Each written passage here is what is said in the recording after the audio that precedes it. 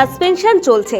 সংসদে হট্টগোলের জেরে মঙ্গলবারও লোকসভায় ৪৯ জন বিরোধী সাংসদকে সাসপেন্ড করলেন স্পিকার ওম বিড়লা। গত সোমবার সংসদের দুই কক্ষ মিলিয়ে মোট ৭৮ জন সাংসদকে সাসপেন্ড করা হয়েছিল। তাদের বিরুদ্ধে অভিযোগ সংসদের ভেতরে বিশৃঙ্খলা সৃষ্টি করার, সংসদের নিরাপত্তা লঙ্ঘনের বিষয়ে আলোচনা অব্যাহত রাখা এবং এই বিষয়ে প্রধানমন্ত্রী ও স্বরাষ্ট্রমন্ত্রীর বক্তব্যের জন্য গত কয়েকদিন ধরেই সংসদের দুকক্ষেই দাবি জানাচ্ছেন বিরোধী সাংসদরা।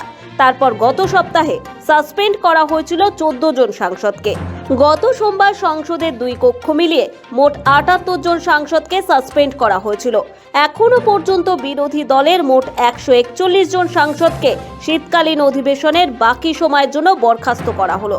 মঙ্গলবার সাসপেন্ড হওয়া সাংসদদের মধ্যে রয়েছেন কংগ্রেস নেতা শশী থারুর, মনীষ তিওয়ারি, কার্তি চিদম্বরম, এনসিপি সুপ্রিয়া সুলে, সমাজবাদী পার্টির ডিম্পল যাদব, ন্যাশনাল কনফারেন্সের ফারুক আব্দুল্লাহ প্রমুখ।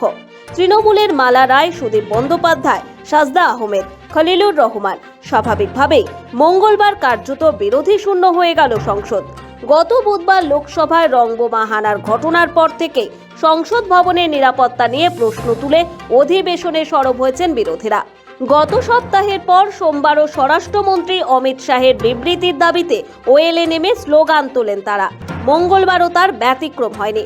সোমবার সাসপেন্ড হওয়া সাংসদদের তালিকায় ছিলেন লোকসভায় কংগ্রেস দলনেতা অধীর রঞ্জন চৌধুরী, ছিলেন বাংলার অনেক তৃণমূল সাংসদও।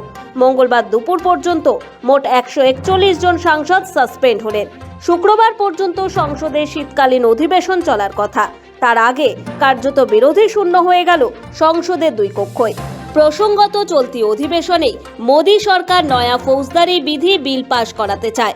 সম্ভবত বুধবার এই বিল পেশ করা হবে। ব্যুরো রিপোর্ট, সময়, কলকাতা।